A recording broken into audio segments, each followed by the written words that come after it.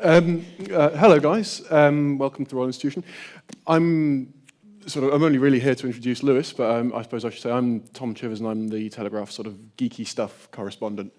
I don't know how many of you have read this book. It is great fun. It is completely petrifying how little it makes you realize how little we actually know about how things like toasters work and so on. So hopefully Lewis will be able to talk us all through it a bit more.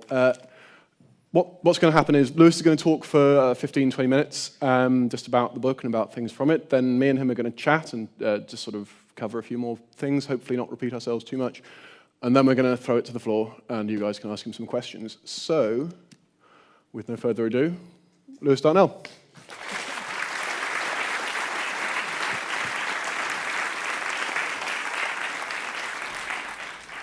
Good evening, everyone, and thank you all very, very much for coming along tonight. My name's Lewis, and the guilty admission I have is that there was a beautiful slide presentation with lots of animations and videos on my laptop, which is still travelling east on the Central Line towards God knows where. And I got off at Oxford Circus, and the bag did not get off with me. Although the props made it along, so we've got half of the talk. I'm a research scientist. I'm based at the University of Leicester, although I live in North London and have a long commute up every morning to my labs. And the research that I do is in a very new field of science called astrobiology. It's all about looking for the possibility of there being life beyond the Earth. It's looking into the science of the survival of the kind of hardiest life forms on Earth and where they might be able to survive beyond our planet, elsewhere in the solar system, the kind of planets and moons that share our sun with us, or other worlds orbiting other stars in our galaxy. And as a biologist, that's what I spend my time thinking about, the survival limits of life and how we would detect it. What experiments would you build to look for extraterrestrials, to look for alien life? What I'm talking to you about tonight, though, is something completely different. It's off my main focus of research, although astrobiology is a very interdisciplinary research field. I've come from a biological background, and I spend all the time talking to physicists and chemists and astronomers. And this new book, this is my third book, The Knowledge, is also very, very interdisciplinary. It pulls together lots of different fields of science and areas of technology and kind of synthesizes them together. And the premise for this book, the starting point for The Knowledge, is something like this. This is a trope I think we're all very familiar with from films like I Am Legend or The Road, stuff we've seen in the cinema or read about in kind of sci-fi novels. And let's just imagine that this has happened, that the worst case scenario has occurred. There's been some kind of global catastrophe, a doomsday event, the collapse of civilization. And you've woken up in this post-apocalyptic world, kind of waking up with a hangover the morning after, the night before, when the world as we know it has ended. What do you do now? You've fallen in, let's say, with a small group of other survivors. You have a community of people who are trying to work together and trying to solve some of these fundamental challenges and issues, the kind of things we just take for granted in our modern civilization, society today. But if you had to, for the sake of this thought experiment, if you had to go right back to scratch, right back to first principles, do you know how these kind of fundamental processes and principles that support our everyday lives, what do we really know? What do any of us know as individuals for that? Do you know how to have a handful of seed and walk out into a muddy field and make food come out of your farm before the winter draws in and you've starved to death? Do you know how to make clothes? Do you know how to gather natural fibers from plants and animals and spin them and then weave them on a loom to make clothes, to cover yourself and to insulate yourself and stop yourself freezing to death when the climate becomes colder? Do you know how to get metal out of rock? We all know the kind of the general principles of smelting, but would you actually be able to achieve it or pull it off yourself? And as I say, these are all things that we take for granted. Food just magically appears on the supermarket shelves today. Clothes just magically appear on the hangers in our clothes shops. And all the kind of substances and materials in our pockets. And put into your pocket and you think the kind of coins and your iPhone in there. Do any of us really have any idea how those raw materials were dug out of the ground, dug out of the earth, and then processed and refined in different ways to go from the raw materials to the actual useful substances, the useful materials with particular properties that are handy to us, that we can combine in different ways to make our technologies.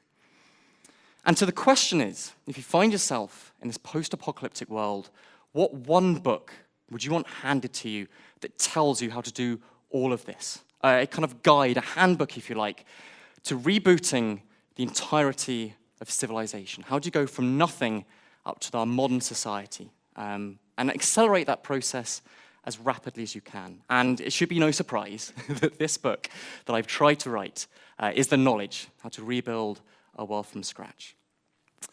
And of course, in this post-apocalyptic scenario, in the starting point for this thought experiment, you're not right back to scratch. If there's been some kind of best case, the best way for the world to end, if you like, wouldn't be some nuclear war or an asteroid strike, because this would devastate the world to such an extent that it would be very, very hard to survive in this changed environment, and certainly hard to recover society and agriculture, because the ground itself would be poisoned with radioactivity. So if you got to choose, if you were given a menu as to which apocalyptic scenario you'd most like to find yourself in terms of recovering as quickly as possible afterwards, the one you would probably go for would be some kind of pandemic plague, some kind of aggressive flu that wipes out 99.99% of humanity, but leaves all the stuff lying around. You've still got the cities, they're abandoned and dead, but there's still the material infrastructure that's here that you can scavenge and repurpose. And so the first chapter of the book of The Knowledge is about this grace period, I call it. You get a buffer zone, you get a period of time where you can coast on the momentum of our now dead civilization while you work things out for yourself. You try and pull yourself up by your bootstraps and have a couple of years to work out the principles of agriculture before it literally becomes a matter of life and death for you. So looking at food first, let's say you find yourself, for some reason, stuck, locked in an average supermarket. You have enough fresh water to keep yourself going, and you have means of kind of disposing of your waste. You've got kind of hygienic, sanitary conditions inside this supermarket. How long could you survive in a single supermarket eating all the preserved food that you find there, the dried pasta, the rice, the tins and cans? How long could you eat that until you run out? How long could a single supermarket sustain one individual for? And I went to this average supermarket, which turns out is the one in Angel Islington. And I went around with my pen and my paper, and I counted or calculated the total volume of stuff, of edible stuff, of food on the shelves, and divided down by how much you need per day. And it turns out that an average supermarket can sustain you for about 55 years before you run out of food and start starving to death. And 63 years if you're content to eat all the canned dog food and cat food as well. So when you multiply this up, not from this thought experiment of a single supermarket and one person, but to the preserved sustenance, all the dried food and the cans and tins across the entire country, you could probably support a minimum population, let's say 10,000 people, a good starting point for this rebooting civilization. You can support them for many decades, let's say 50, 60 years. You've got time to work things out before it becomes a matter of life and death. The next topic, water. It's probably going to be one of the first things you want to sort out. The water pressure will die in the taps very, very quickly in a post-apocalyptic world. And you really, really want to know how you can decontaminate that water so you don't start succumbing to transmissible diseases, waterborne diseases, things like cholera and typhoid that have been a scourge of humanity for millennia, for centuries. And of course, you can boil water to kill those pathogens, but this eats through your fuel very, very quickly. So you can use chemical means, chemical disinfectants.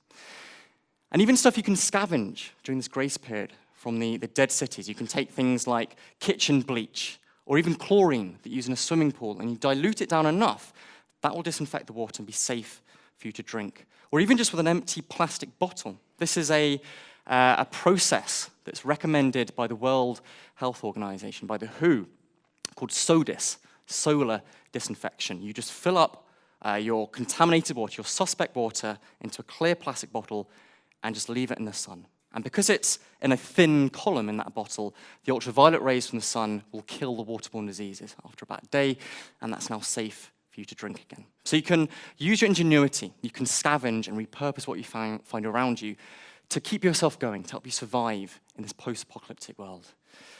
And of course, fire has been absolutely critical throughout human history in terms of cooking our food, keeping the cold winter at bay, smelting and creating clay, turning clay into bricks, and running a whole lot of chemistry that we need to support the society that we live in. And once all the lighters and matches have run out, you can scavenge everyday items, commonplace items, and use them in new ways. You can use them in funny combinations, new combinations, to start a fire for yourself. So if we can go to the first video that was in the YouTube here. Fire has been absolutely critical throughout human history for allowing us to cook our food, or provide warmth, or smelt metal from ores, or make glass. Now, in the immediate aftermath of the apocalypse, you're not going to need to go back to rubbing sticks together. There'll be a lot of stuff left behind from the dead civilization, things you can scavenge. So you'll be able to find lighters and matches to start your fires, easy as pie. Or if you go to a camping store, you'll be able to scavenge something like a steel and striker and strike sparks like this, and start lighting perfect kindling like cotton wool that you can find. Or there's a whole number of ways you can focus the sun's rays, the warmth of sunlight, with a magnifying glass. Or perhaps more surprisingly, if you find something like an empty drinks can, the bottom of that metal surface is curved and can reflect the sunlight. And all you need to do is get something like toothpaste and just dab off some of that toothpaste and polish it. There's micro abrasives in the toothpaste which will help polish that metal into a very shiny surface for focusing the sunlight. And actually, perhaps even more surprisingly, a bottle of water, which is normally used for putting out a fire. But if you have it in a clear plastic bottle like this, with again some kind of curvature on it, you can use that to focus the sunlight and again start a fire. And if you are having any trouble getting your kindling to catch, you can try accelerants, fire accelerants like hairspray or Vaseline, or even just chapstick rubbed into the kindling to help that fire establish itself and start roaring away. But perhaps most surprisingly, you can even use a fire alarm to start a fire with. And if we turn over the back of the fire alarm, take out the battery that it's got in there. And this is a standard 9-volt battery with the 2 terminals, both at the same end. And we scavenge something like wire wool from any kitchen or supermarket. And if you take the terminals of the battery and just brush them against the steel wool, it will short circuit and heat up those very, very fine wires because they're very narrow and there's lots of resistance. So if we try that, you can really get a roaring fire started. So if we kill the video there, please. Thank you. So that was absolutely astounding. I did not realize you could get metal to burn in that way once you kind of spark it off with the resistance from the battery. And one other video I've got to show you. These are all viewable on the book's website, the-knowledge.org, if you want to see them again.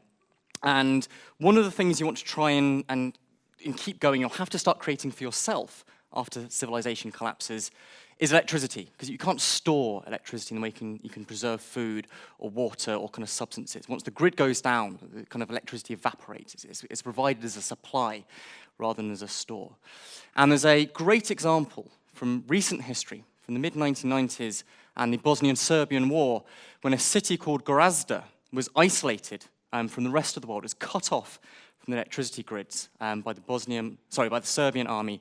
Although the Red Cross was still able to drop in food and medication, it was suddenly knocked back to pre-electrical era. And there's a cracking photo, which I can't show you, I'm ever so sorry, of a river in the city of Gorazda where people have hacked and bodged and basically done kind of scrap heap challenge for real and created water turbines, electrical generators for themselves with a system of paddles. They dangled into the river and kind of turned the wheel, and they scavenged the alternator out of cars, which is a kind of ready to go, a plug-and-play a dynamo, an electrical generator, and they had then wires that then fed that current, the electricity they generated, to their homes on the riverbank. They kind of kept a local grid going by scavenging and hacking stuff together. And the video we've got here is not how you can use electricity to kind of power your lifestyle, to kind of run appliances and lights as we expect. But electricity is also very, very key for generating substances for you. You can leapfrog over centuries of history of kind of chemical development by applying electricity and electrolysis to creating substances for you in a much more direct way than trying to do it through kind of chemical reactions. So if we can play the electrolysis video for me there, please, Jeff. Now, one of the things you're going to want to use to accelerate the reboot of civilization after the apocalypse is power and electricity. What we've got here is known as a deep cycle battery. It's just like the lead acid battery you have in your car, but these deep cycle batteries are designed to be discharged and recharged many, many times without damage. You can discharge all of their energy out and recharge them again. So they are ideal for keeping your lifestyle electrified once the power grid goes down. You can scavenge these things out of caravans or RVs or small yachts or mobility scooters or golf buggies. And to recharge this deep cycle battery here, you can use something like an alternator. This has been scavenged from any car. And all you would need to do is jury-rig some kind of windmill or water wheel to turn the spindle here, generate the electricity, generate 12 volts, which you use to keep your deep cycle battery topped up. Now, alongside keeping your lifestyle electrified, electricity will be absolutely crucial for providing the kind of substances you need to reboot civilization from scratch. And we're going to use electrolysis here. And if I connect the jump leads to the battery here and take these two nails, which we're going to use as electrodes for electrolysis, you can see that is clearly on. And I dunk our electrodes into the fresh water. And you can see immediately these bubbles of gas coming off our electrodes. Now, this shows us that not only is water not an element, it's a compound of elements of hydrogen gas and oxygen gas. And actually, you'll have noticed there was twice as much hydrogen bubbling off then as there was oxygen. So that tells us that the formula of water is H2O. And you can collect that oxygen. That will be useful for perhaps breathing masks in your post-apocalyptic hospitals. You can collect the hydrogen and use it as a fuel or for filling balloons, or further down the line as one of the inputs into the harbour process for generating artificial fertilisers for yourself. Now, if we perform electrolysis not on drinking water, not on fresh water, but concentrated brine, concentrated seawater, as we've got on the right side here. If I put my electrodes in again, you see that much, much more gas is given off. And on that negative electrode, we've got chlorine gas. I can really smell that. That's the salt, the sodium chloride, being ripped apart by electrolysis and converted into chlorine gas. Now, chlorine gas is a very noxious substance. You want to be careful doing this experiment. But it's also very, very useful for you because you can collect that chlorine and react it with quicklime from roasting chalk or limestone, or soda, which you get from soaking water through the ashes of seaweed, and you create bleach. Now, bleach will be very, very useful for you for maintaining hygiene in a post-apocalyptic world, and even for purifying and disinfecting drinking water. Now, you can, of course, purify water by boiling it, but by using electrolysis and generating chlorine and bleach, you'll be using a much more sophisticated means for ensuring your drinking water is safe and clean.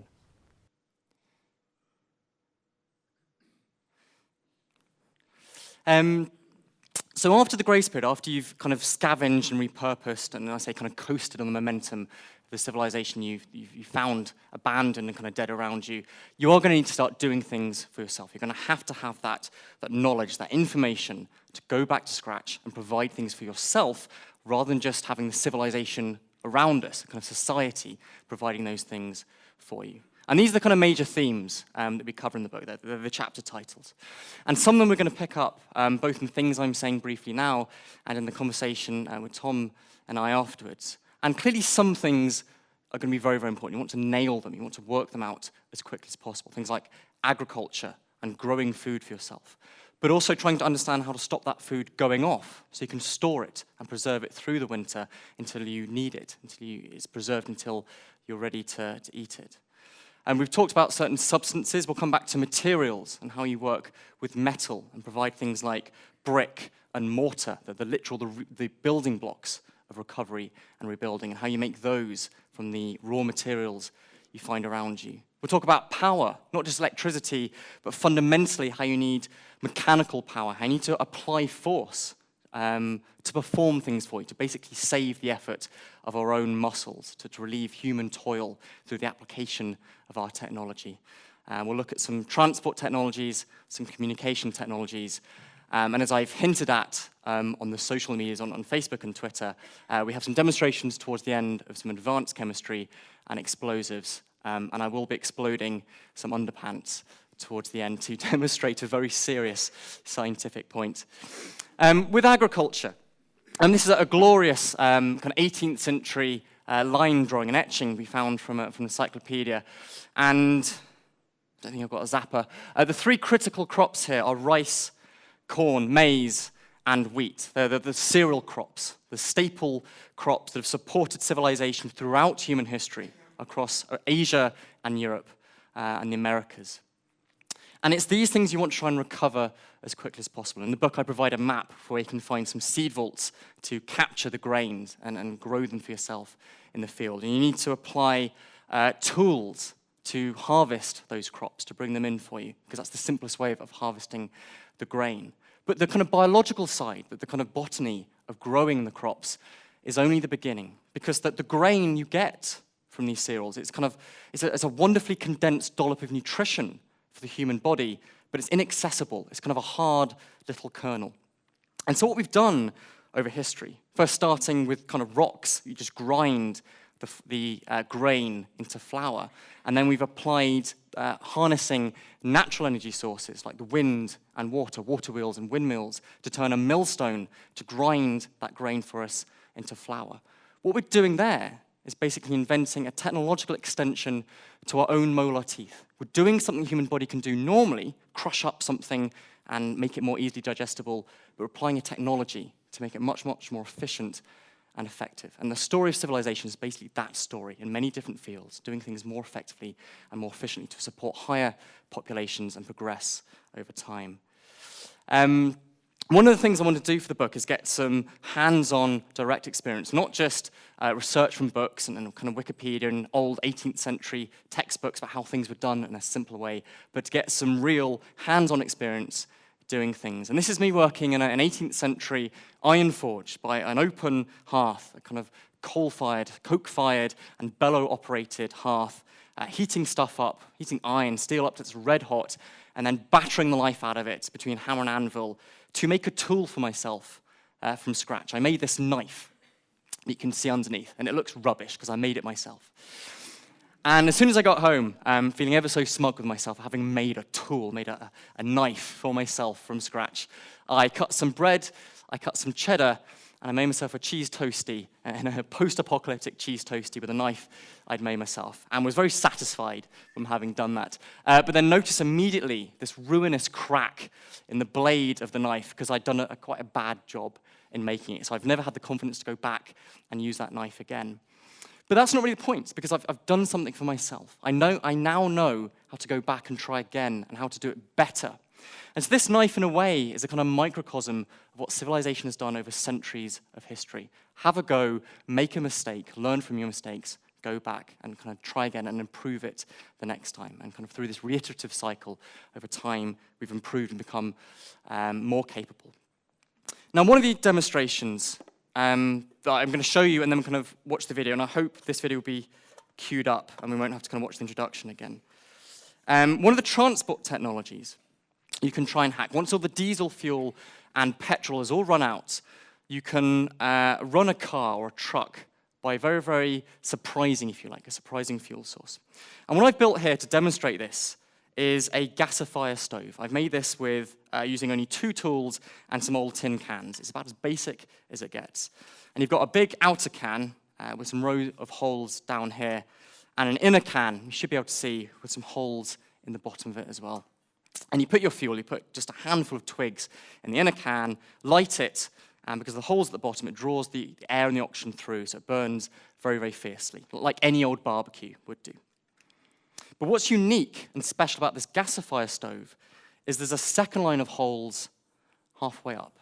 And these reintroduce oxygen into the very hot gases and vapor and the smoke that's given off by an initial combustion. The smoke itself is combustible, you can burn it. So you reintroduce oxygen and you have this secondary combustion, and it's an incredibly efficient way of unlocking that thermal energy that's been kind of tied up in your fuel.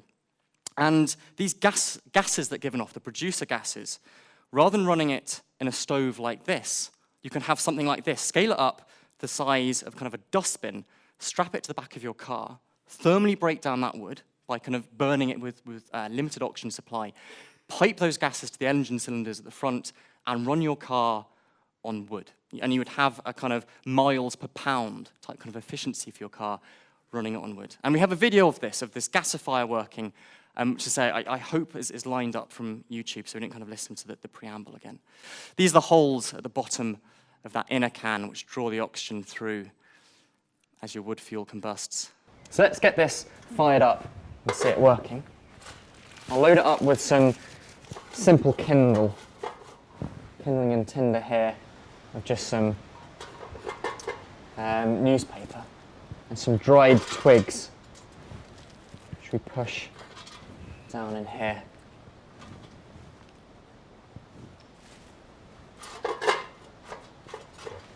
If I light the underneath with a lighter, you've been able to scavenge.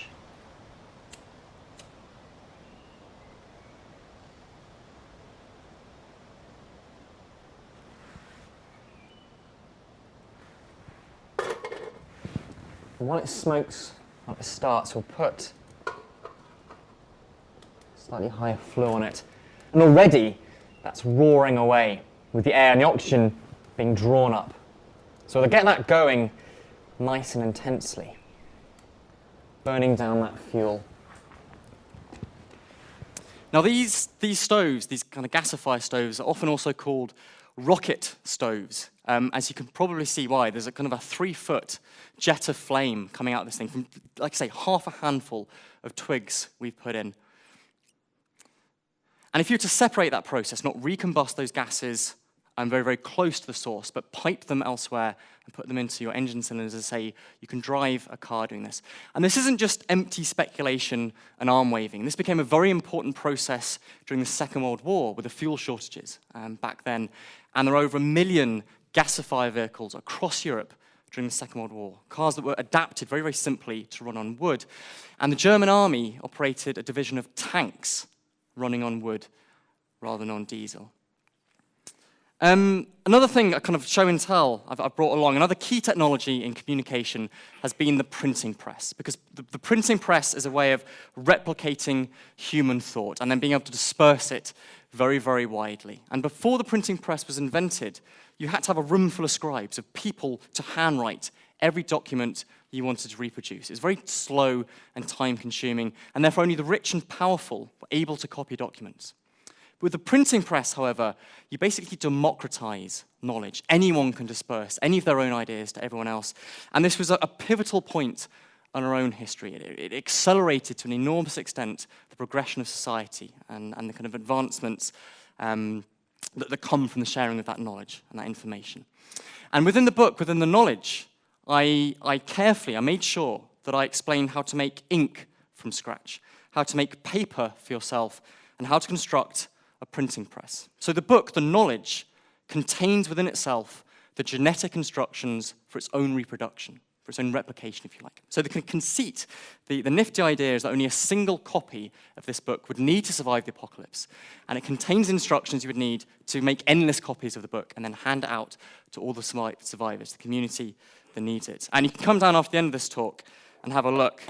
This is what I've made from handmade paper and a primitive printing press, and printed 2 pages from the book, just to kind of prove the principle.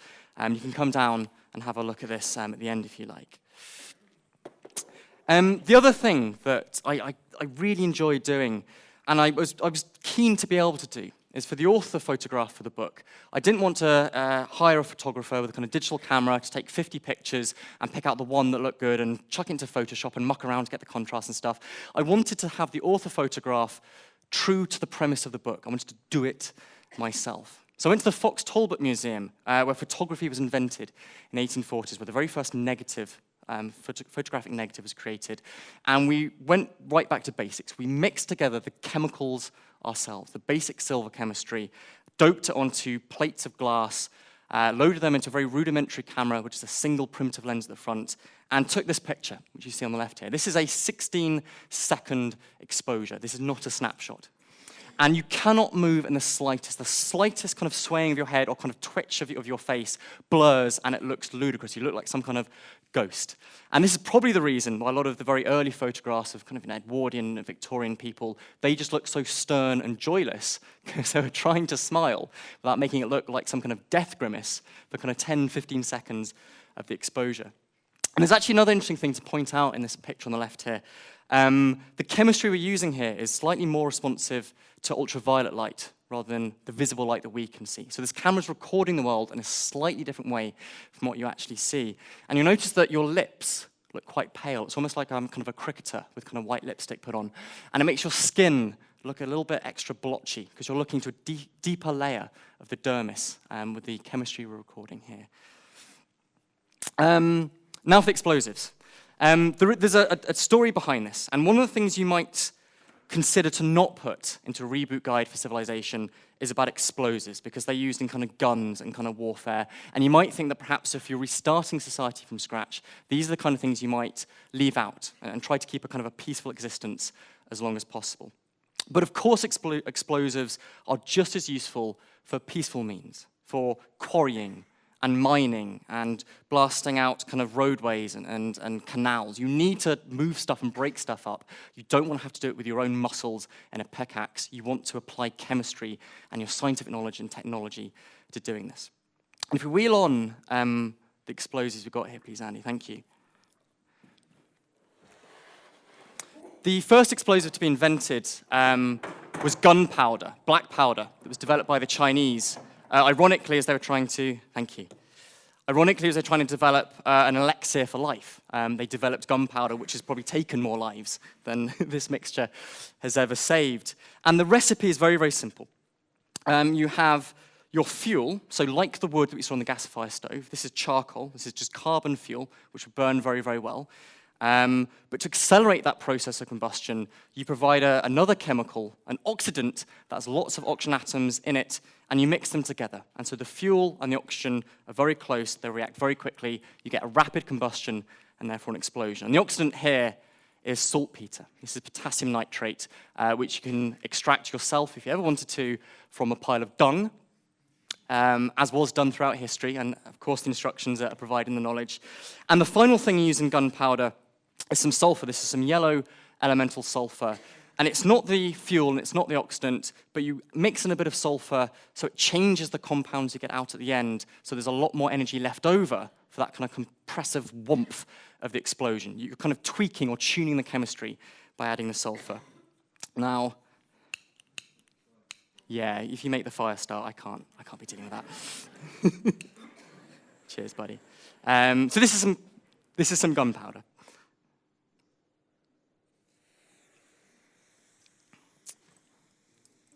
Which is burning fiercely. That's a very fast combustion reaction. I'm just going to put that right away. Very fast combustion reaction. If you can try to constrain that and package it into a kind of a stick of explosives, that would have gone off with a very big bang. And what we've done there, as I say, is mixed the fuel and the oxidant, kind of intermingled it intimately as two powders. A much, much better way is to attach the oxidant onto the fuel molecule itself. And that was the next great invention, the next great development in explosives. And what we've got here, thank you very much, Andy. I'll swap CZ. Oh, God. Don't grab the falling flame. I'll bring you your stick. Thank you. These are going to go off with a slightly more of a wump, so we've got a candle on a yardstick so I don't lose my eyebrows. And the demonstration we've got here is some cotton, which we saw in the video is perfect kindling. It's cellulose, it's plant fibers that are very, very fluffy, so the oxygen can get in there, and it burns nice and readily. Thanks, Annie. Cheers, mate. So this is just our cellulose fuel. And it burns all right. If you nitrate it, if you react your cellulose fuel with nitric acid and tag nitrate groups, oxidants, onto the same compound cellulose, woo, that's what you get. I felt that. And so this has been the revolution in chemistry, the development of controlling combustion, of making it, turning it into a tool and harnessing it for yourself. The last thing we had, this is from cotton wool, and I promised you some exploding underpants, which we have here. These were clean. Here is the strip of the underpants, the cotton, the cellulose that's been removed. Thank you. And we're going to try that. I've just put out my my candle. Sorry, Andy. And we're going to give this a try. I'm hopeful that this will be as impressive as the cotton wool. We'll see. So this is not nitrated cotton wool. This is nitrated cotton from the boxer shorts. Ooh, huh? There we go. So still a bit damp, perhaps. Thank you ever so much, mate. So as I was saying, all I wanted to do, and bearing in mind, all of my presentation is still, in fact, it's probably now arrived at some lost and found depot, or has ended up in someone else's bag because they realized there was a juicy little laptop in it. All I was trying to do in the kind of first 20, 25 minutes of this talk was brush over some of these concepts, these grand themes about the things you need for a civilization to provide for you in terms of the growing the food and the substances and the material and the chemistry and the mechanisms that we all rely upon and just take for granted in our everyday lives. And the knowledge, as I've tried to do, is go right back to the fundamentals, to the basics, and explain to you how you could rebuild a civilization, reboot a civilization from scratch, if you ever needed to. And I sincerely hope we don't. So I'm hoping that some chairs are about to appear, and Tom and I can have a sit down. So Tom, as mentioned, is a journalist at The Telegraph, and he reviewed the book relatively nicely, although criticised it for talking about the apocalypse too much and sticking to its own premise. Gets depressing, doesn't it? One question that obviously comes to mind is the sort of person who loses their laptop on the way to the presentation. Is he the sort of person we Do should not trust him. Yeah. I would never trust that kind of fool. Anything that might matter. The other thing that some of you have read it, some of you haven't, and it is slightly scary for various reasons, this book, but the main reason it's scary is because it's kind of like it might actually, how likely is this stuff that we're going to need this stuff in our lifetimes? Do you reckon? I mean, just wondering. On a number between 0 and 100%. Yeah, exactly. To nail my flag to it. So as I say, I genuinely hope we never need to, and I suspect we'll never need to. But having said that, I think we can't really sit in our modern civilization and believe that we are completely invulnerable. I mean, looking back through history to the ancient Greeks and the Romans, the Mayas and the Aztecs and the Incas, a lot of civilizations have collapsed and then kind of left behind nothing but ruins. And perhaps with our modern world, with kind of antibiotics and internal combustion engines and electricity, everything is so interconnected nowadays that perhaps we are more vulnerable to this sudden catastrophic collapse rather than less vulnerable. I think this is probably true. I mean, there's amazing things I've read about, the provenance of an ordinary shirt, the buttons come from, the cotton comes from Brazil and the buttons, and every single area of our life is so interconnected to everything. So, I mean, no one person has even a fraction of a percent of the knowledge we require. So, was it a bit of a shock to you, I think, going through this book, finding out just how broad the sort of various areas of knowledge were? No, absolutely, yeah. I mean, it's this idea that knowledge is distributed across the network, across the society. So as a population, as a group of people, we know how to dig rock ore out of the ground, smelt it to make iron, turn that iron into steel, turn that steel into a knife. But no one person ever does all the bits. And something like a steel knife, or like, say, kind of an iPhone, we kind of understand is kind of quite high-tech and hard to make. But there's a cracking example of an essay that was written called iPencil. And the pencil, so even like the simplest implement you would ever likely to interact with on a day-to-day basis, just a bit of wood with some graphite, the kind of lead in the middle that you kind of write with, even that simplest tool that we use, there is not a single person on the planet that knows how to make it, not one individual.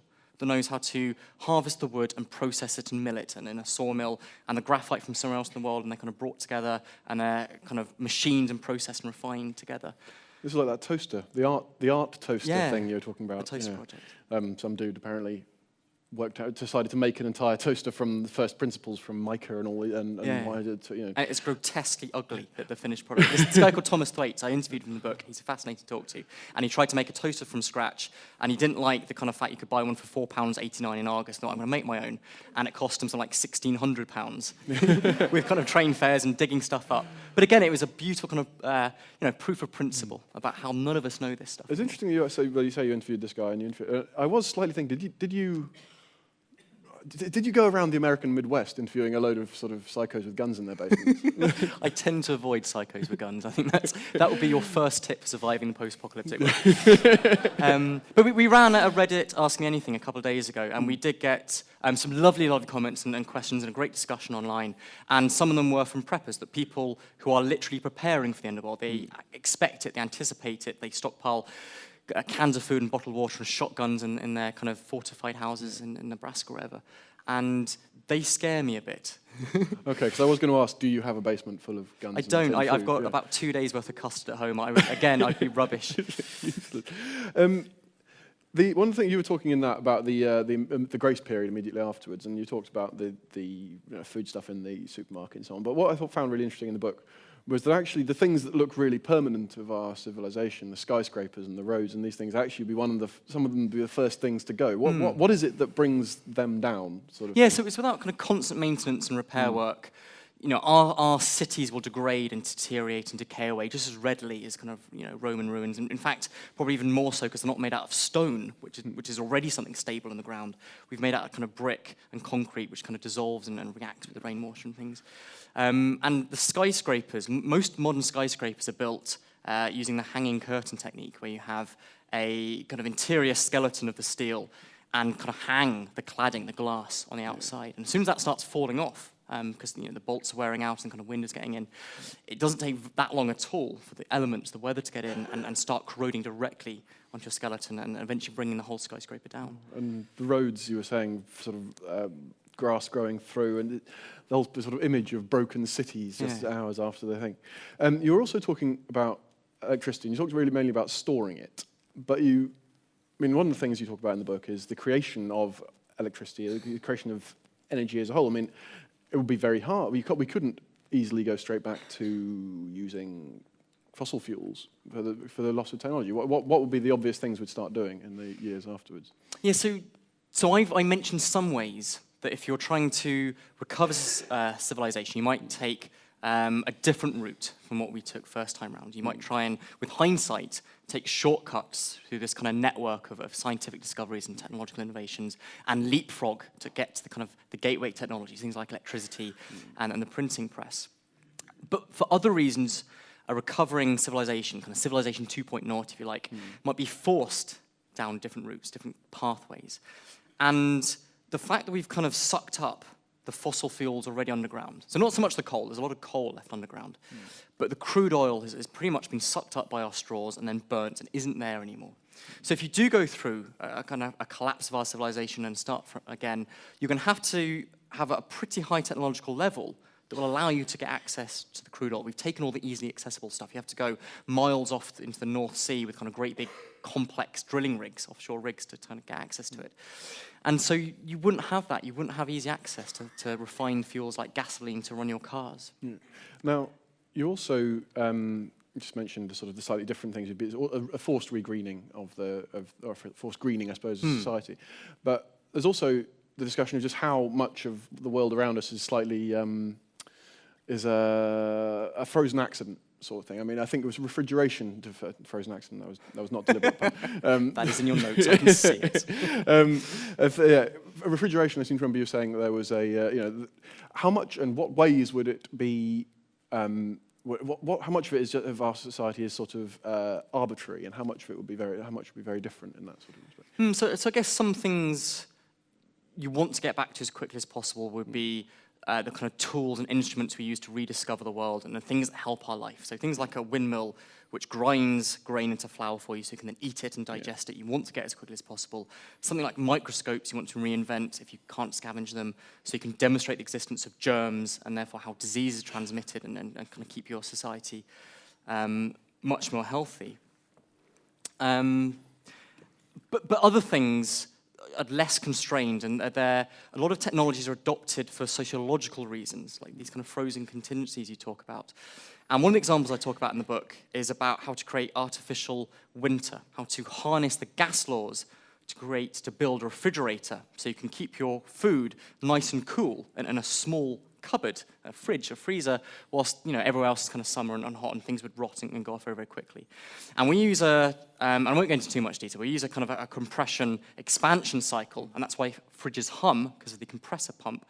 And at the same time, in the kind of 1920s, 1930s, when this kind of technology was first taking off, there was a competing design called the absorption fridge, which uses a slightly different physical principle to work. And Albert Einstein himself devised an invention, a design for an absorber fridge. And they're kind of equivalent. And in many ways, the absorber fridge is a superior design because it doesn't have these kind of mechanical moving parts like the pump that can break down. It's a bit more energy efficient, and it's quiet. It doesn't hum. And it's only the only reason, or so I found in my research, that the compressor pump design got adopted is because it used lots of electricity, and it was the electrical companies who were advertising for these fridges basically to generate demand for their product. And as I said, it's purely for sociological reasons rather than scientific or technological reasons. The wood you were showing us there, this is one of my favourite bits of the book, and I hadn't realised it going in, that throughout much of the, you said you can run cars and German tanks on it, but it was also the source of all sorts of chemical. Actually, most of modern chemistry is based on stuff you got out of wood. Well, I suppose, tell me about that. So before we started working out how to process and refine crude oil to get all these diverse kind of fuels like gasoline or the raw materials used for making polymers and plastics, and before that we used coal, and you would bake coal to drive off the kind of volatiles and get kind of coal gas and stuff. Before all of that exploitation of fossil fuels, the chemical feedstock for basically everything in society came from timber, came from chopping down a tree and heating it and doing this process of pyrolysis, kind of like we saw in the gasifier stove. And this drives off things like kind of turpentine and creosote and methanol and kind of acetone, these kind of chemicals you can use for different applications in society. At the end of the day, you get kind of charcoal, where you've driven off all the kind of simpler compounds. You get a lump of charcoal left, which you can now use as fuel. So it's a very kind of nicely self-contained little system as well. And I'm sorry, I'm basically trying to think of things in your book that you didn't mention in your book, but one of the other bits that were interesting was communication. We talked about the printing press, and of course it's one of the basics, but you would hope fairly rapidly to be starting, to set up long-distance communications and things like that. Yeah. How plausible would it be to get fairly quickly up to using the telegraph again, or using, that's a product plug for my paper, by the way, using the telegraph again, or using radio waves and things like that? How soon could that be done, and how easy would it be with the available technology? Yeah, so I talk about radio. And again, what I kept on trying to do in this book wasn't just speculate how things could have been done differently or how you might be able to combine these things to help a reboot, but to keep coming back to ironclad examples in history where this was done for real, and as an example of something we could regress back to if ever needed to. And during the Second World War, in POW camps, the kind of interred soldiers, the prisoners of war, the POWs, built radios for themselves, basically out of scrap, out of junk. And you could use, for example, the kind of barbed wire fence as your aerial. You could get something like the kind of tinfoil wrapper that your kind of food was delivered in and roll that up to make a capacitor. And the key, the core of any radio is known as the rectifier or the diode. It's the way that you strip off the sound waves from the carrier wave, the radio wave that kind of transmits that radio signal. And nowadays we use kind of transistors for this function. And what they were using during the Second World War were rusty shaving blades. And through the chemistry, the kind of physics of what's going on, you can create a junction, a diode, and use that as a kind of electrical component, let's say, to strip off the sound and play it through some speakers and radio. So say kind of ludicrously simple. With a little bit of ingenuity, a little bit of knowledge, you can apply that and I say kind of scavenge stuff around. Because this is material stuff. This was what was so interesting, is that there are some of these things won't work without very specific chemical materials. I mean, that would needs a certain kind of metal crystal, essentially. And you sort of vaguely think that it's all just wires in the box, but actually no, we require this very specific quartz crystal for watches. I suppose like electronics are much like kind of machinery for your car engine. You have the different components, and each component has a particular function in the whole, and they interact and kind of and work their function with each other. And this kind of makes a lot of sense. Look at a car engine. You can see the pistons that go up and down. You can see the alternator that turns and generates electricity. You open the back of your iPhone or your kind of radio today, you haven't a clue what the different bits do. They're kind of invisibly small circuitry. Yeah.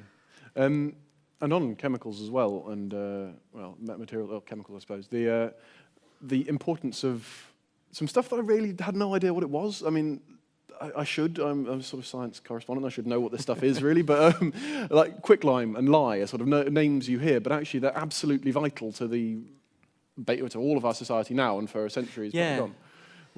What do they do and how do you use them? Yeah, so if we're trying to make the kind of everyday substances we just take for granted, don't think about anymore, like glass, which I suppose we don't even overlook, we just literally look through. And to make glass and paper and soap, you need chemicals like quicklime or kind of slate lime, which you get ultimately from putting some limestone or chalk in a furnace. And you need soda ash, which you can get simply from burning seaweed, getting the ashes, and then trickling water to the ashes to extract the sodium carbonate, the soda ash out. And for centuries, a major industry along the kind of Scottish and Irish coasts was collecting seaweed, burning it, collecting the soda, and then selling it to soap makers and glass makers and kind of paper makers. And there was a kind of a choke point in the progression of civilization, of global civilization at the end of the 1700s, we basically kind of reached the limit of what the natural production of soda, which was used in so many different things across society. And it was basically the beginnings of industrial chemistry, how you can artificially create synthetic soda rather than trying to extract it from seaweed. And then this was the induction of kind of the LeBlanc process and other chemical systems. And we hit a very similar choke point in the progression of civilization at the end of the 1900s. So at the end of the 1800s, kind of early 1900s, with not soda and sodium, but nitrogen, which you need for explosives, as we saw, and fertilizer to keep your fields fertile and productive if you've got a very large population of mouths to feed.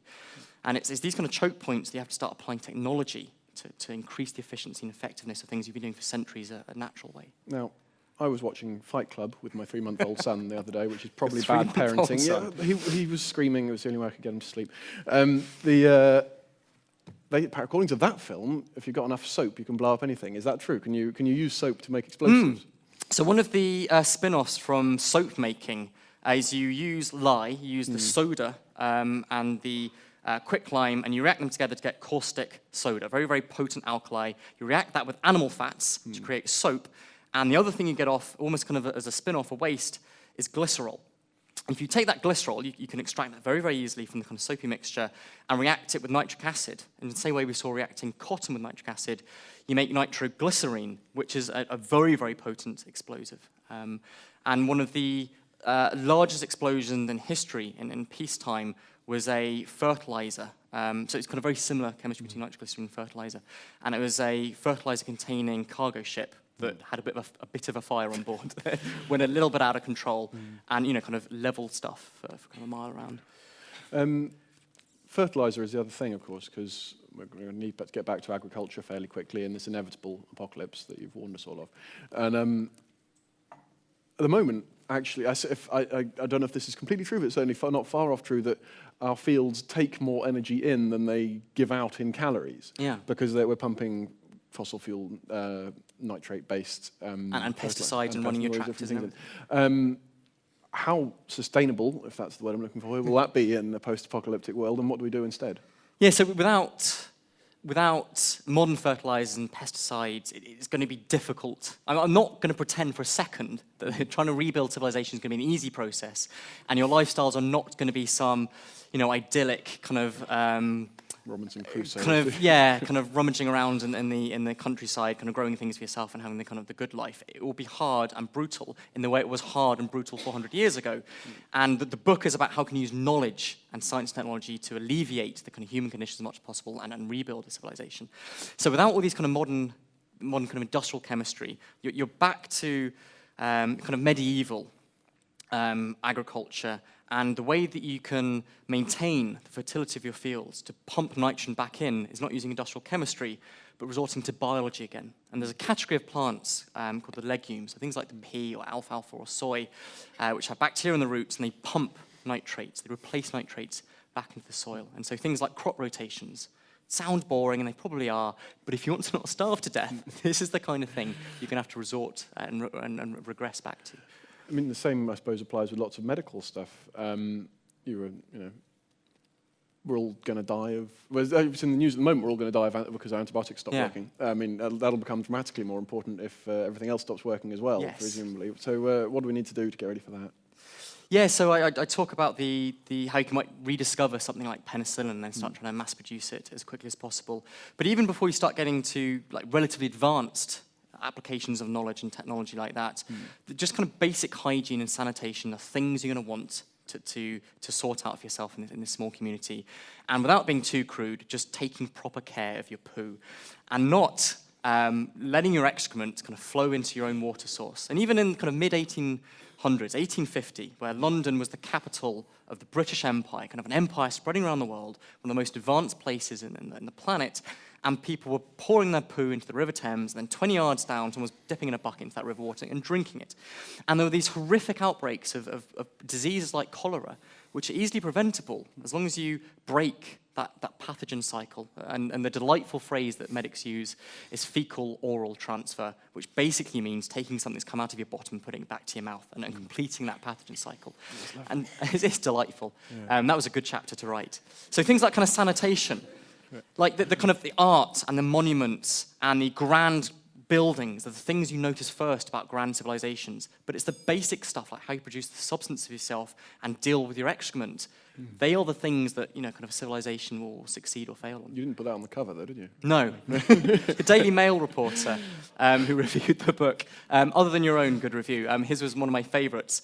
And he quoted right at the end of the review saying, interesting book, I learned a lot from it, and I know exactly where I'm going to go when I see the mushroom cloud appear on the horizon. I'm heading to Dartnell's house, and if it means I have to work for him pasteurizing vast amounts of his poo, then I will gladly do it. I was going to ask if you'd be a Quote, good unquote. person to know in the post-apocalyptic world, but then you can't hang on to a laptop, so I'm not sure I can trust you.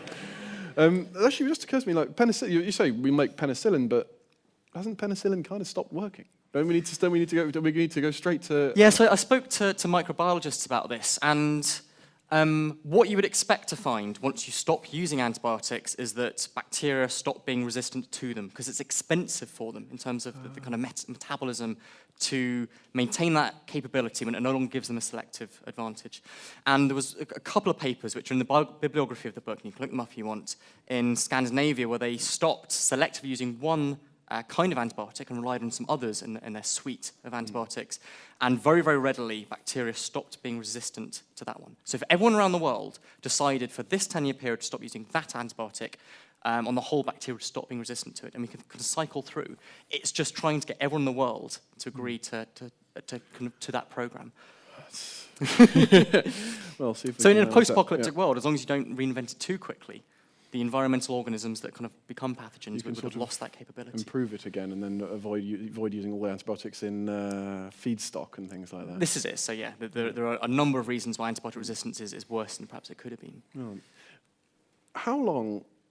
I know you're saying the skyscrapers started to fall and things, but how long could you stay in the cities for? I mean, this was. I sort of vaguely assumed that you would, at least for a few years, be able to hang around in your house and things, shooting zombies from the... I would move house and I'd find some penthouse and in the Docklands maybe. Or actually on the hand, probably that'd be the worst place to move to. And the thing I talk about is that our kind of modern cities are very, very artificial constructs, and they only really survive and maintain themselves by importing lots of stuff from outside, the kind of the power and the food, obviously, and the water supply and the gas. And once all those things disappear with the collapse of civilization, a city will basically become an untenable place to live in. And it'd be much, much more sensible to move out into the countryside where you've got some good fertile agricultural land to start growing for yourself, and maybe kind of lead, kind of scavenging forays into the city and take stuff and forage for things and then take them out again. This obviously book, the idea of the book is it's a sort of kernel of knowledge. It's a rather grandiose claim you're making for yourself that you're going to restart civilization using this one book, and I admire your ambition. But you do say there's the idea that if there's one snippet of information, there'll be the one thing that could be passed on, and you quote Feynman. Feynman? Do you? I'll let you use the quote, but would you say that is the one thing that you need to pass on to the next people? So one of my inspirations a couple of years ago to start thinking about researching and writing a book like this was a very, very famous quote by a very, very famous scientist, Richard. I think it's Feynman. Let's go with Feynman. Let's go with that. I'm the one with the microphone. And he was toying with kind of ideas like this. And in one of his lectures, one of the Feynman lectures, there's a quote along the lines of, if you could transmit one nugget of information, one kind of sentence to whatever civilization, whatever kind of creatures come after the collapse of humanity, the one thing I would try and preserve, Feynman was saying, was the atomic hypothesis. This idea that all the stuff we see around us, all this matter, is made up with invisibly small things, called atoms, that attract each other in general when they're far apart, but then repel each other when you push them too close, which explains a lot of the kind of the gas laws, explains why you don't fall through the chairs that we're sat in. My argument was that that's all fair and good, but it's not going to really help you in a direct, practical way when you're scrabbling around in the rubble of a city trying to feed yourself and stop dying of disease. And science should also be applicable and practical, and you should be able to kind of use it technologically. And so the kind of greatest invention that I talk about, the one piece of our modern world that we would try to preserve at all costs, above all others, if you could, is this idea of the scientific method, that this knowledge generation machinery that allows you to work things out for yourself. It's the way that you relearn the world and understand things and work out which of the explanations you can come up with is likely to be the right one. And then you kind of do that by poking the world, by doing experiments and testing it and observing. And by applying that knowledge, that's how you create technology for yourself to kind of alleviate the condition. So slightly po-faced, that the final chapter is the great invention, and lo and behold, it's been science all along. Trust a scientist to say that. Yeah. Well, I am obviously a terrible host and have no idea how long we've been talking for. I suppose I was supposed. I think we've been just about half an hour. We're pretty much on track. Okay. Well, shall I throw it to the floor then? Let's do that. Yeah, well, put your hands up. Anybody like the dude over there? Dude over there. I'd just like to follow on from that last comment about the scientific method being what we have to pass on. Because I guess if you asked a prepper who are preparing for the apocalypse what you have to preserve, they'd say the generation of energy. Lots of these people really believe that energy underlines the whole of civilization. Yeah. And everything you've alluded to really is all about controlling energy. And when you talked about agriculture, in 5 years, the fields will be overgrown with trees, there'll be rabbits everywhere, there'll be feral dogs. You need energy to control that and start agriculture again. And if you asked an economist how to rebuild the world, I guess they'd say you need property rights and a market economy. And I actually think the economist is probably right, because after all the science we've got is available everywhere in the world, and we're all here wealthy in Britain because we have property rights and a market economy, and people in Bangladesh or Sierra Leone or other sort of less wealthy places are because they aren't always respected. I'm just wondering if you've had the sort of economic responses to the book, that in fact it's not science, it's institutions that would rebuild civilization, or from the preppers if people have said it's actually energy we need, and once you have energy, everything else is, would just come naturally. Yeah, what do you say to that, Mr. Scientist? What do you say now? Yeah. No, it is a very, very good point. And of course, even an entire library of books could never contain all of the knowledge you would genuinely need to rebuild a civilization from scratch, and certainly not 300 pages in a hardback. And necessarily, for this book, for this thought experiment, I needed to draw the line somewhere and kind of define the parameters for the question, for the thought experiment. And it being a science book, I focused on the science and technology you would need. And there was some material about patent law got ripped out immediately by the editor as rubbish, boring. He wants to read about patent law. And there's stuff about economics and the fundamentals of money. What does money really mean when you drill right down to the foundation? What function does it serve? Why do you need it? And how would you reconstitute a monetary, a kind of economic system. That got edited out by the editor. And I kind of, as I say, I agree with him, because you've got to kind of focus on a single unit of stuff to cover and kind of that you can chew through. But undeniably, things like economic theory are going to be very, very important. And obviously things like kind of, art and literature and music aren't things I try to record and cover in this book. And they are just important for our everyday lives as soap and glass. And these things perhaps you would want to try and preserve in a time capsule as well. Although having said that, you can start boiling down technology and science to its essence, to its very kernel. You can't really do that with a painting or a kind of a statue or a kind of, an engraving in the same way. So for those reasons, I focus on the science and technology. Okay. This gentleman here. I'm sorry. Can you hear that? Yeah. Okay. My name is Raymond Oliver. I'm Professor of Product Design at Northumbria University. The interesting thing about your title would be How to Rebuild a Better World from Scratch, because what you showed is why not do it all over again? And since we're in slow decline, maybe very slow, why would you just want to go back into slow decline rather than change the way that you change the world?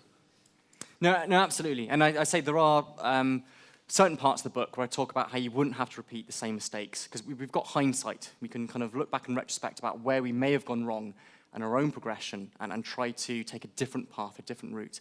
And one of the examples we talked about is you don't get things like crude oil second time round, so you'd have to have what I called a green reboot the second time round.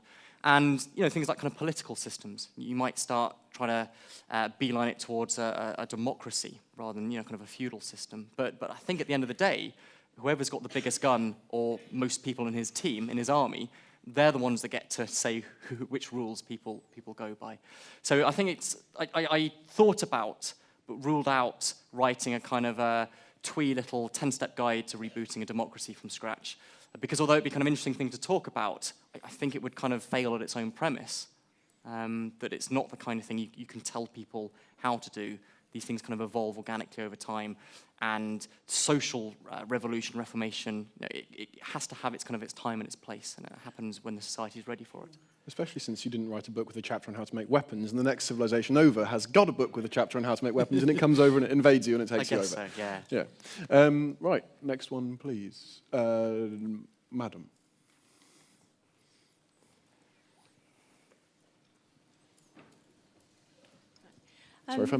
You mentioned that not one person in the world knows how to make a pencil from scratch. So I was wondering, post-apocalyptically, who would your friends be? Would they be chemists, engineers? Who would your ideal Who would be on mates my to invite to a dinner party? post-apocalyptic dream team? If you were to play this kind of top trumps game, you'd clearly want someone kind of medical experience. And even if all the kind of the pharmaceuticals are kind of decaying in the fridges, there's a lot that you can know with just kind of basic medical knowledge and kind of first aid knowledge to patch up a wound or maybe kind of set a broken leg. So you'd want someone with medical experience. You clearly want an engineer. Engineers build and run the world, and I think they're kind of largely gone unrecognized with the things that we kind of we use and take for granted in everyday life. So you'd want an engineer, you'd want a chemist, you'd want a kind of a biologist, a farmer. So I don't think I've answered your question. I'm not going to pick one person or the kind of top person to be in my team, because to reboot society, reboot civilization, you'd want a microcosm of civilization in the first place. So people with different skill sets that can kind of work together and help each other in each other's functions and kind of grow from there. And features and opinion writers, do you need Totally lots of journalists. We're going to get hungry sometime, aren't we? Canned food runs out. Who else? Who is? Do you want to see my knife? We have a hand over there, and yes, you, madam.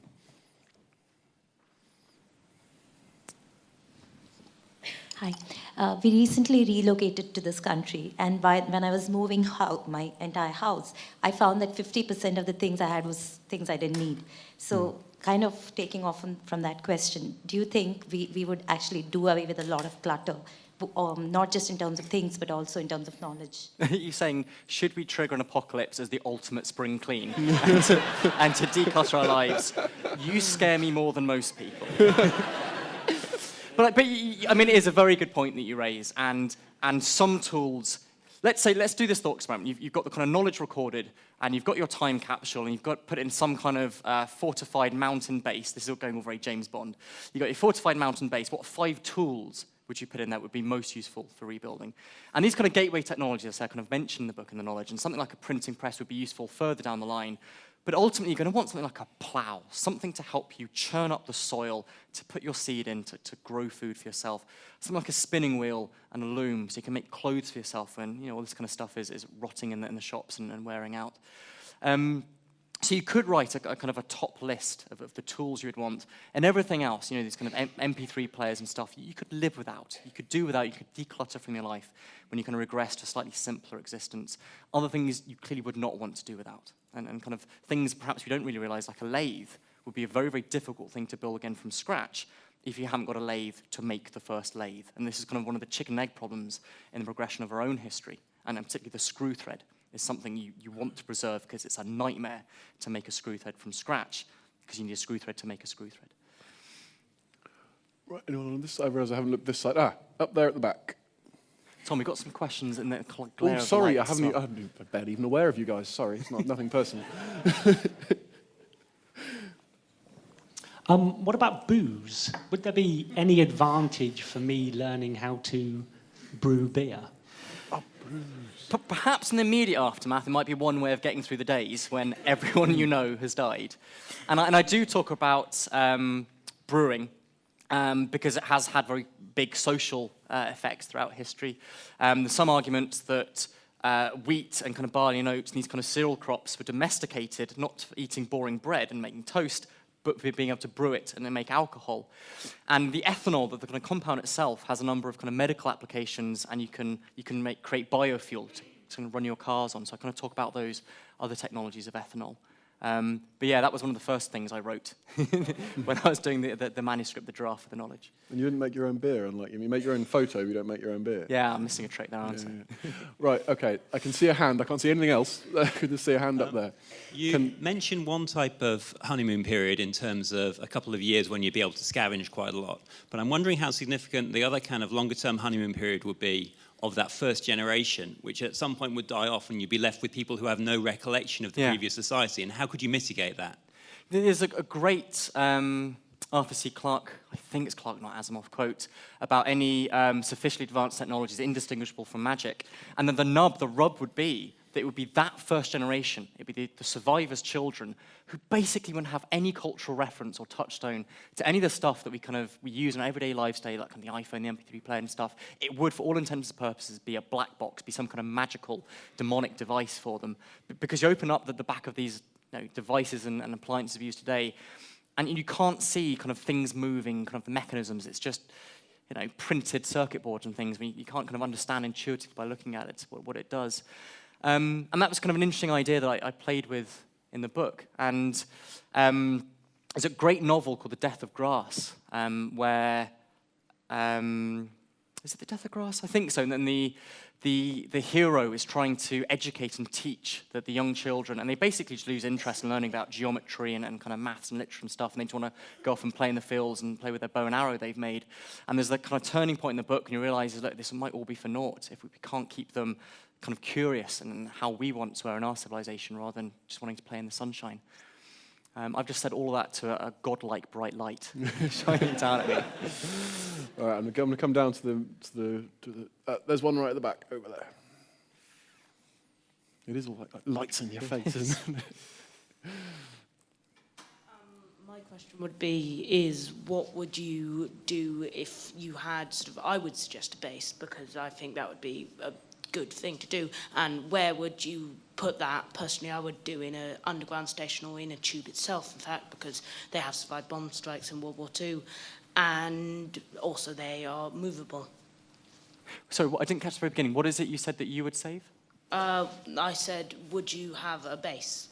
Would you have a place to begin in and come back to? Oh, I see what you mean. So this is exactly what the preppers do. And the numbers that have been counted up, there are 1 million preppers in the United States. And there's everyone from kind of people living in California with 3 days of canned food and water in case there's an earthquake, and kind of essential services that are suspended or kind of paused for a short period, right up to people that live in fortified locations, the secret of which they keep secret. Sorry, the location of which they keep secret. Long day. So that people don't start kind of trying to rush over to them and steal their resources off them when the end of the world does come. And I say they kind of stockpile on shotguns and canned food and bottled water and stuff. And they would use that as their base for kind of protect themselves and trying to rebuild afterwards. And I'm not proposing this seriously, but maybe it would be worth something to think about to genuinely do this. But this book was, as a thought experiment for me, I found it interesting to work through. Hopefully one or two of you might buy a copy and also find it interesting. But maybe we should do this genuinely. Maybe we should write something that is more than 300 pages and make a genuine, honest attempt at storing, not the sum total of human knowledge, that'd be impossible, but enough of the kernels that if we ever did collapse, the survivors could go to this library of Babel, and recover that lost knowledge and put it to good use themselves and accelerate a recovery of civilization, skip over, avert another dark ages, and recover as quickly as possible.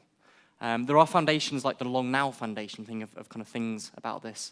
If you go to the book's website, which is up on the screen at the moment, there's kind of links to people like the Long Now Foundation who are thinking along these lines. Right, I'm going to go at the back, the blue, and then you next. And then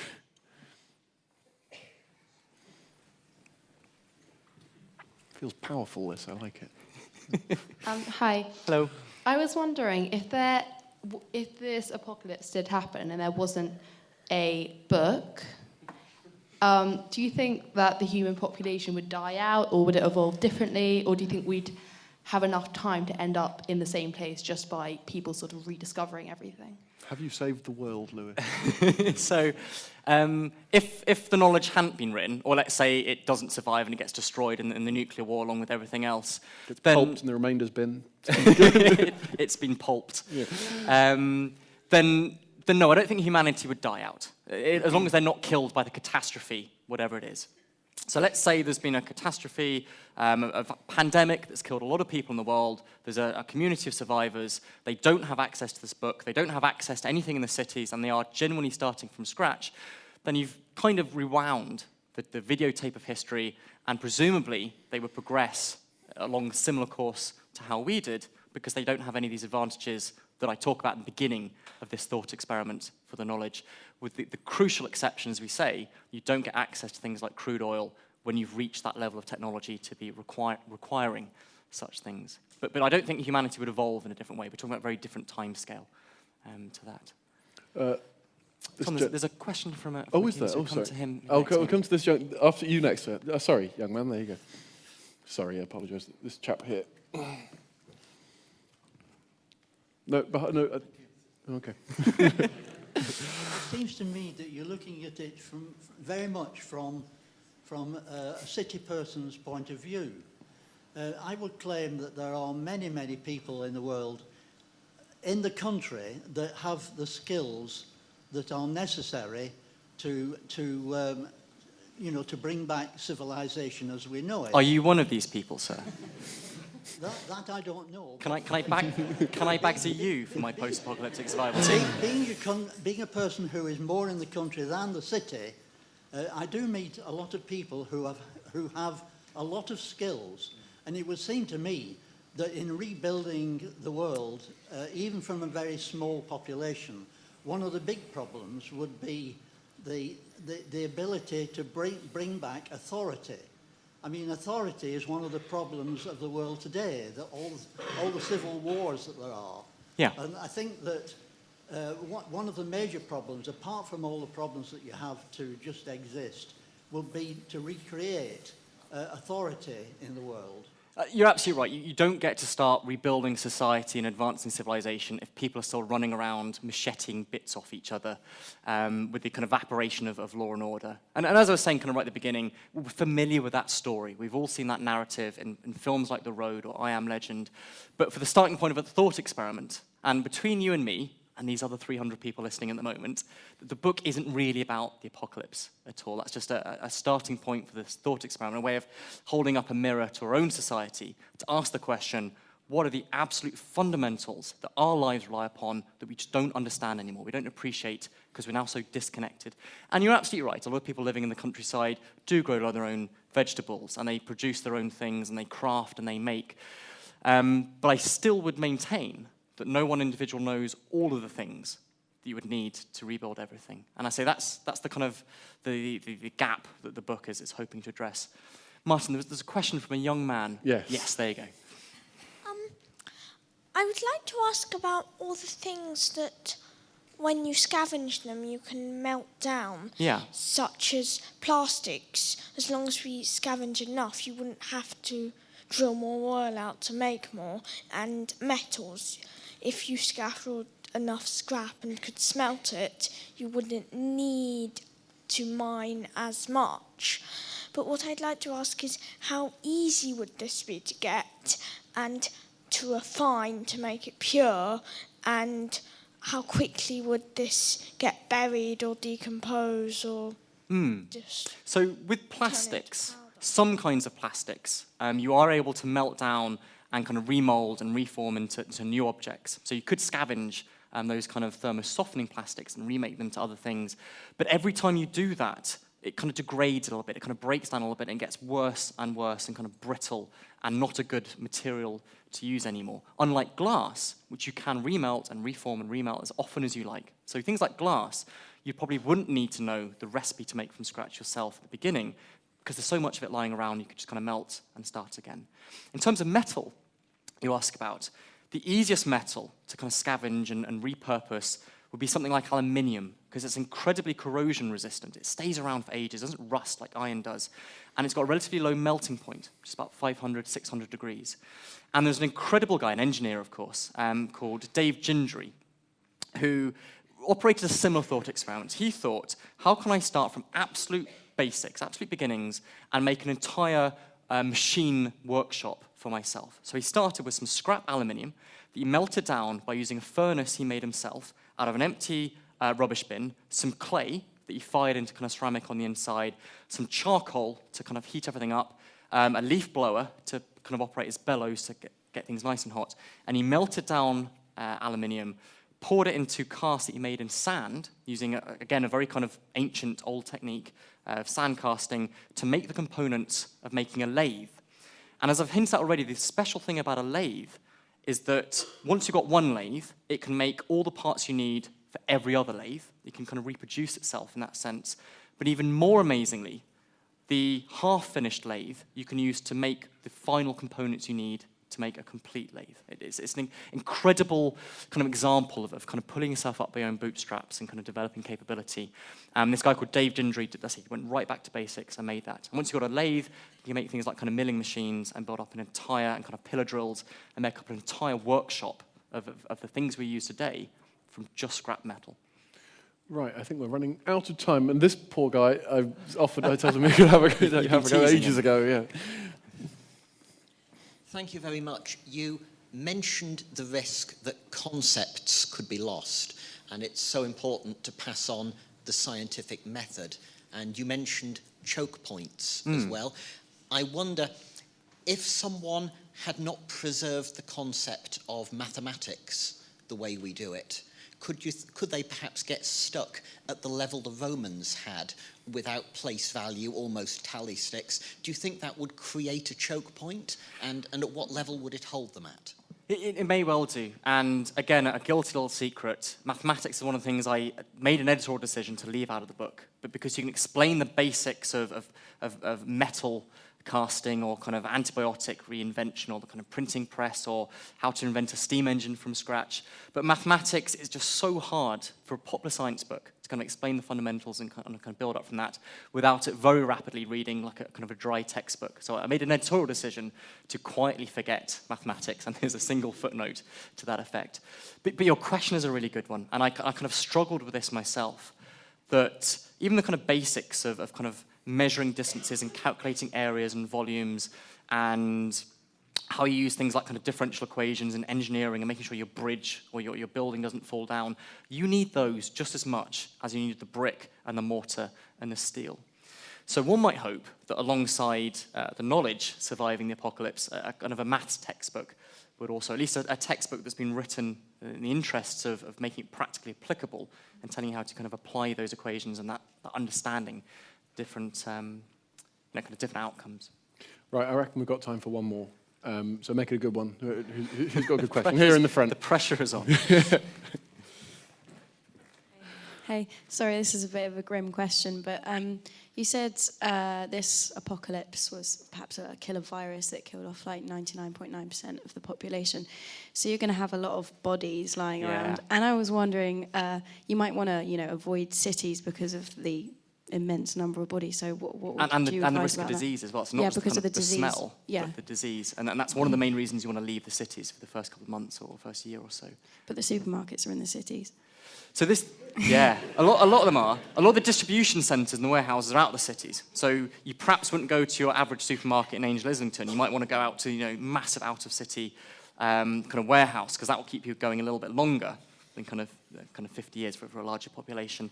But you're absolutely right. One of the main reasons to get out of the cities is not just the infrastructure doesn't work without modern civilization, kind of electricity running everything, but there's going to be lots of people who didn't make it through the apocalypse becoming very smelly.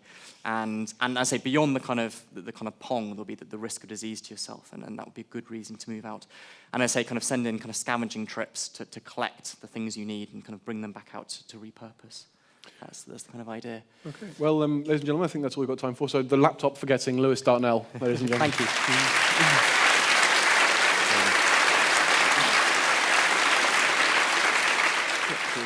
you.